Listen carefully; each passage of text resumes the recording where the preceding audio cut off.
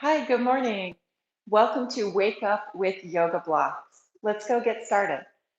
So, first off, of course, we're going to need some yoga blocks. So, grab your yoga blocks. You'll want two for this practice.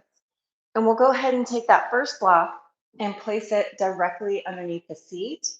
I like to sit cross legged, but you can also sit in hero's pose, which would be up on the shins with the block in between. Either way, we're looking to get our hips higher than our knees or level with so that the back can relax.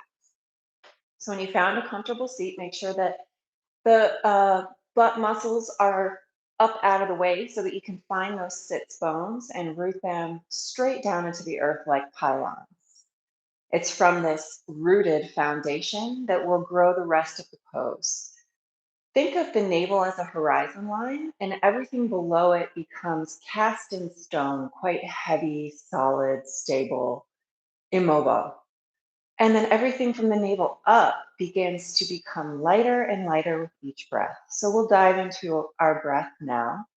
Go ahead and close the eyes and just take stock of where your breath is this morning. So we're just waking up, we're just sort of crawling out of bed, or even using this practice as a wake up midday works. Just take an inventory of where your breath is right now and start to grow it from there. So we'll release the hands down to the knees and we'll start to bring motion in right away. So as we inhale, just gently cat cow the spine forward. And then as you exhale, dive the spine back. So we create a little bit of a C shape through the spine as the chin drops. And we'll continue moving like this, linking the breath with the motion. So just gentle opening for the spine, nothing too aggressive or active to start. And you'll start to already feel areas of the spine that are a little bit more locked up than other areas.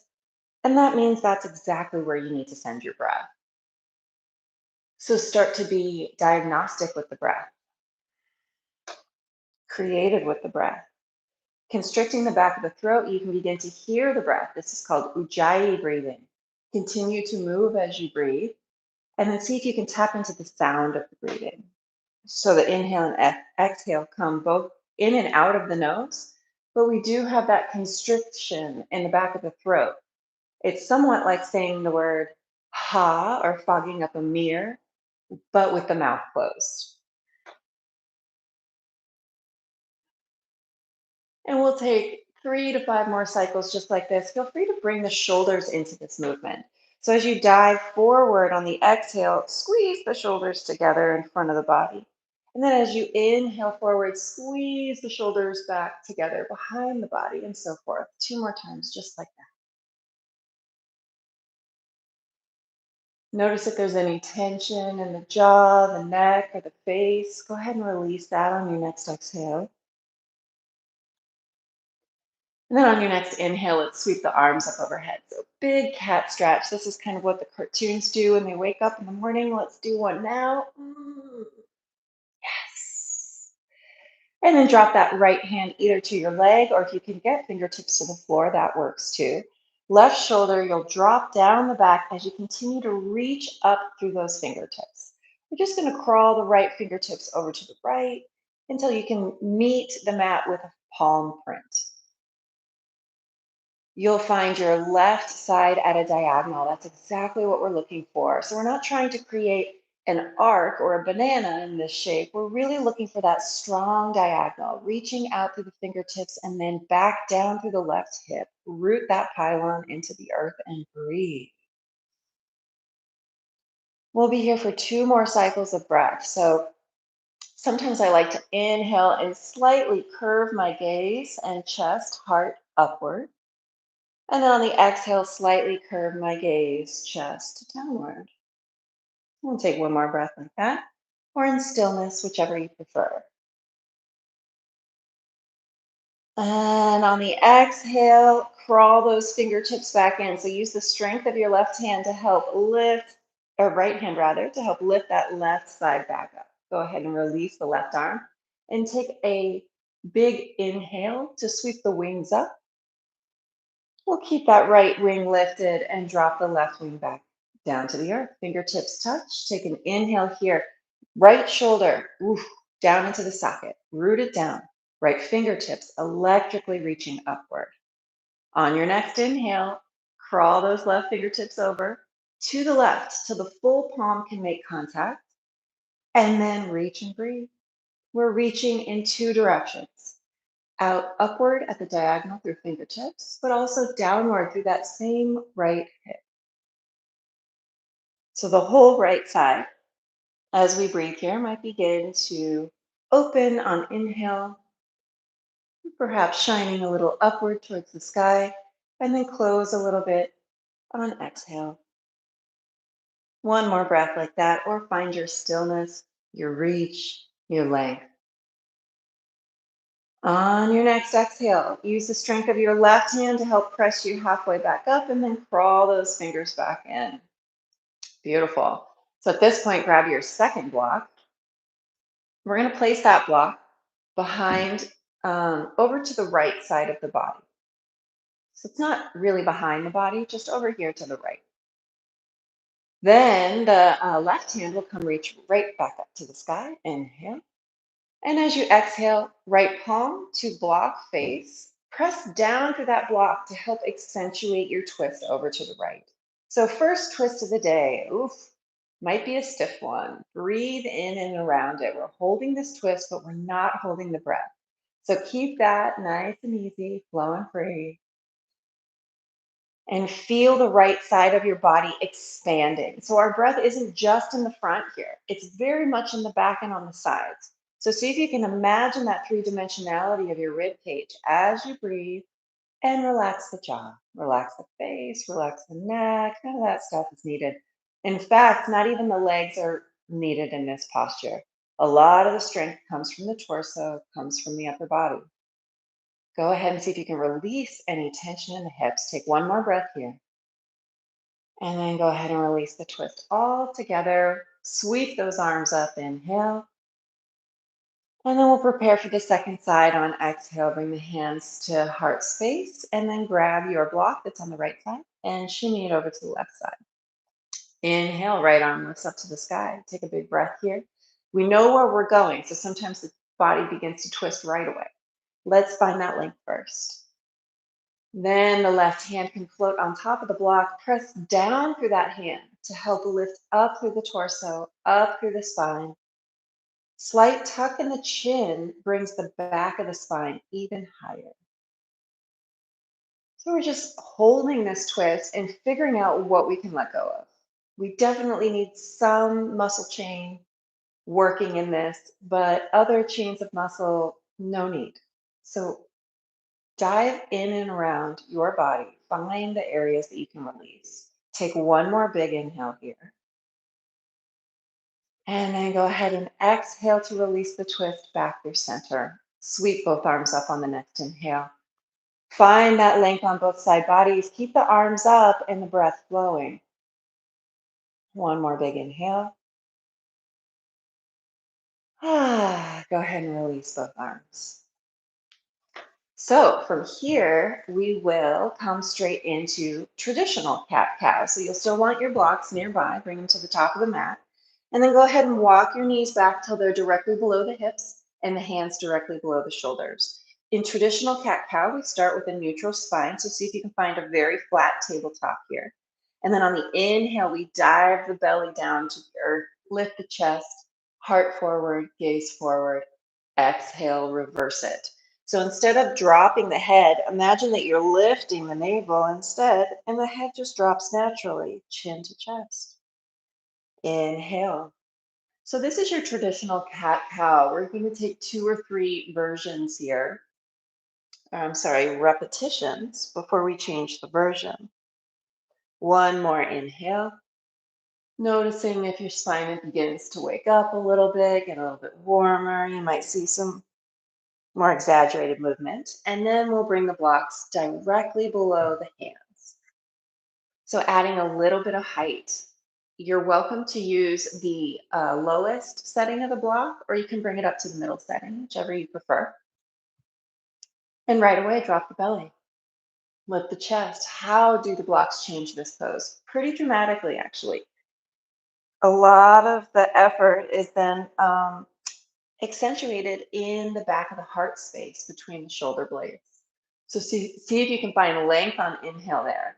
And then on exhale, extra expression. Squeeze the shoulder blades away from each other. Lift that heart up to the sky. One more breath. Drop the belly. Inhale. Nice. Pull those shoulders back, back, back to lift the heart forward. Last exhale. Squeeze it out. Pull the navel to the sky. And go ahead and release back to neutral. So I'm actually going to drop my blocks down to the lowest setting for this next one. And then bring your left block right in the middle of the mat.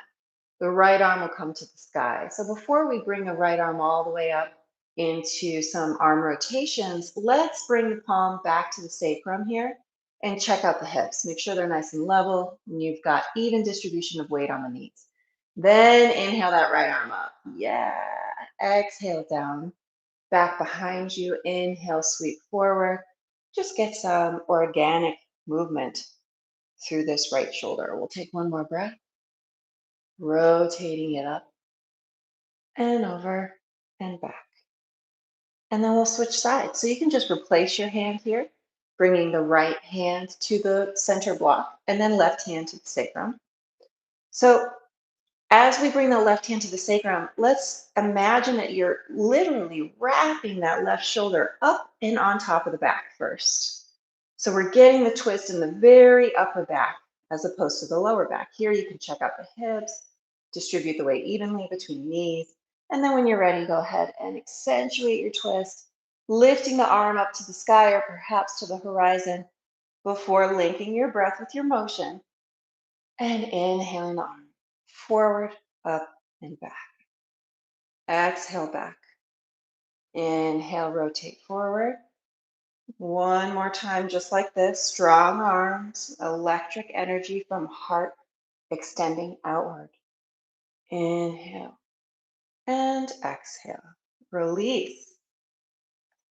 All right, so let's grab these blocks that are right in front of the face, separate them about shoulder distance or wider on the mat, and then we'll go ahead and bring the right foot forward. So the right foot's going to be between our blocks and in a lunge variation. You'll find that the back hips or the hips are no longer on top of that back knee. And we're going to press them back so that they are on the exhale, keeping your toes rooted into the earth. Inhale your way forward into a deeper lunge, and then exhale your way back, bringing those hips back over the left knee. So I brought my blocks up onto the highest setting for this. I'm pretty tight this morning, so it's good to have a lot of space. Literally give yourself props. Give yourself some space. And we link with breath and motion. Inhale forward. Exhale back. You can go as fast or as slow as you like here, as long as the movement is linked to each portion of your breath. 2 more cycles of breath, just like this. Feel that opening. Feel that length beginning to originate between vertebra and the back of the hamstrings, even the top of the foot if you keep those toes rooted down. Last exhale breath, we're going to bring those hips back. And then one by one, peel the toes up off the earth and flex that foot. Exhale to fold. So I'm still on top of my blocks with my upper body, which helps assist the pose from being too intense too quickly. So use your upper body to help support yourself here as you sink incrementally into this forward fold. You can even inhale to halfway lift if it gets too intense or too deep too quickly. And then settle and float your way back into a comfort zone. One more breath, inhale. One more chance to exhale and lengthen. Beautiful. On the next inhale, re-engage your front lunge. Bring your blocks up to meet that front foot. Lift your back knee up off the mat at this point. Find the length in that back leg. And we're going to be transitioning into downward dog on blocks. So make sure you've got a solid, steady foundation on your blocks. You can always drop them down to the lower setting. And when you're ready, lift up that front foot, send it all the way back to meet the left, and press your hands down into the blocks. Inhale forward to plank. Exhale back to downward dog. 2 more, just like that. Inhale forward to plank. Solid, stable, straight line body. Hips drop in a straight line with the back. And then as you exhale, you literally lift those hips as far back as you can reach them. Last time. Inhale forward. And exhale back. Slow and steady, controlled and graceful. On your next inhale, come on forward, drop both knees, and then walk that left foot forward for our lunge series on the left side. So if you know you're going to have your blocks in a different variation, go ahead and set that up in advance. And then we'll get right into the hips. So inhaling forward, exhale to lengthen, keeping those toes rooted on the left side, not lifting yet. We want to get that big stretch in the top of the left leg. Exhale as you reach back. And inhale your way forward.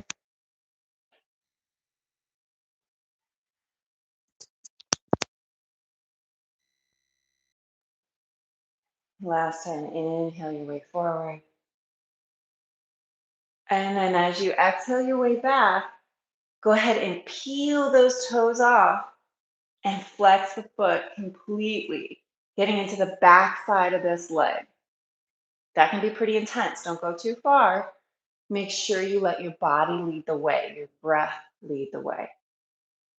If you do feel like you want to do more of a forward fold over the leg, feel free to use the blocks. You might even come down onto forearms, but keep the breath flowing. That's the key. We know we've gone too far when the breath stops.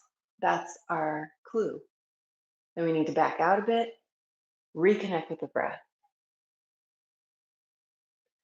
On your next inhale, let's go ahead and bring it forward. Land that footprint back onto the earth. Bring your blocks to rest on either side of the foot, perhaps at the lowest setting.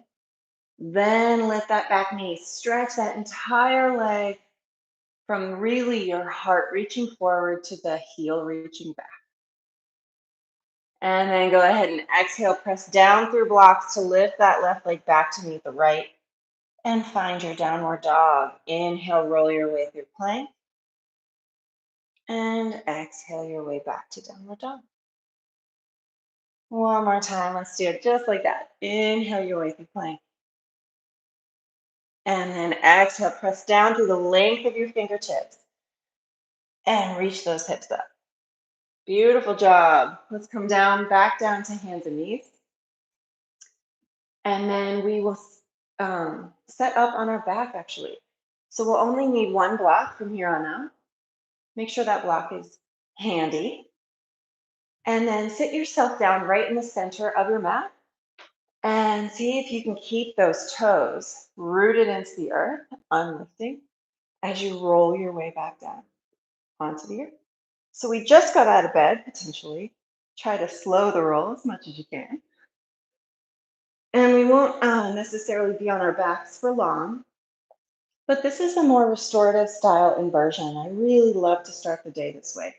It helps flush out any stale energy or stagnant vibes in the head and body that might have been residual from the previous day or a strange night's sleep. So grab your block, have it right here near the hips, and then we'll lengthen both arms and connect them to the planet. So the palms are facing down.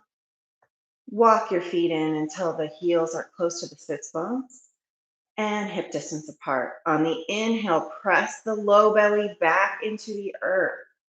See if you can really glue your entire spine onto the earth.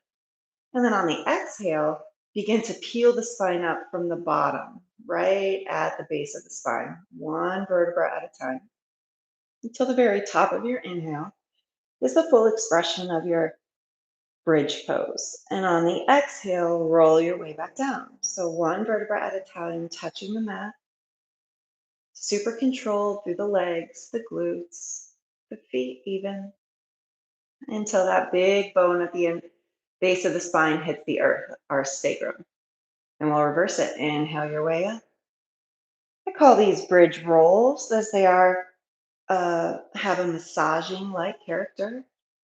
As you can massage one side of the spine and then the other, inhaling to lift the hips and exhale to drop the hips, one bone at a time. You can even picture your spine like a beautiful chain link, and you're looking to land one chain at a time on the earth. So, accentuating the modularity of your spine. One more exhale to gracefully drape your spine to earth. And then one more inhale. Tuck deeply into the belly to help lift those hips up. Then grab your block and go ahead and slide it underneath the sacrum, underneath the hips. And on your exhale, try to land the sacrum right on top of that block. So I have my block on the second highest setting, but truly the lowest setting is unbelievably delicious. The highest setting is something I would suggest for later in the day when your body is more warmed up. So find either the middle or lowest setting, and then situate the feet as far away from each other as is needed so that the knees don't try to open naturally, but they instead more hover in their own plumb line without any effort from your part to stay upright. This is where the magic happens. This is where the breath gets enervated. All the blood from our lower body is flushing up into the lungs, into the thyroid, into the brain. Feel your resiliency embodied in this moment. And then when you're ready, go ahead and walk the feet back to hip distance apart. On your next inhale, lift the hips even higher than the block so you can scooch that prop out from underneath you. And then go ahead and drop one vertebra at a time back to you. Once the sacrum hits, the knees can come into the chest and feel free to roll from right to left. Get that true massage, lateral massage in the back and the kidneys, in the back rib cage. Feel it expanding with your breath and your movement. And then go ahead and settle. So for our brief savasana today, we're going to take the block and we're going to place it directly underneath the head. This is an homage to my teacher, Tiffany Cruikshank, and one of my favorite moves she taught me. So I like the second highest setting, and what we're looking for is the edge, the knife edge side of that block to rest right at the juncture between the skull and all these little muscles in the neck. So there's a shelf there that your skull can rest right on the edge of. This is going to be a fantastic way to release any tension in the neck, especially if you slept funny in a weird bed or had some awkward dreams that are still living in your psyche. As we inhale the head over to the right, you'll feel the muscles in the neck track against the edge of the block. And you might even find one or two that speak up and need some attention. When you find a pressure point, resist the urge to press your head into that point. Instead, release all of your muscles. Try to be as heavy as possible and let gravity do that pressing for you. And then go ahead and release that pressure point and continue on your journey over to the right until you feel like you've addressed all of the sticky spots on that right side of the neck. And then you can go ahead and work your way over in your good time to the left side. Remember, when you find a good spot, to stop moving Become a robot that's been turned off. Be as heavy as possible. And breathe into the pressure point to find that good release. Spend as long as you like here, massaging that critical zone of where the head meets the neck. You'll feel the release expanding across the face, across the jaw, perhaps even into the chest. When you feel complete on the right and left side there, that will complete today's practice, and you'll be ready to start the day or continue your day with increased vigor and vitality. Thank you so much for joining me for our Wake Up with Blocks practice this morning.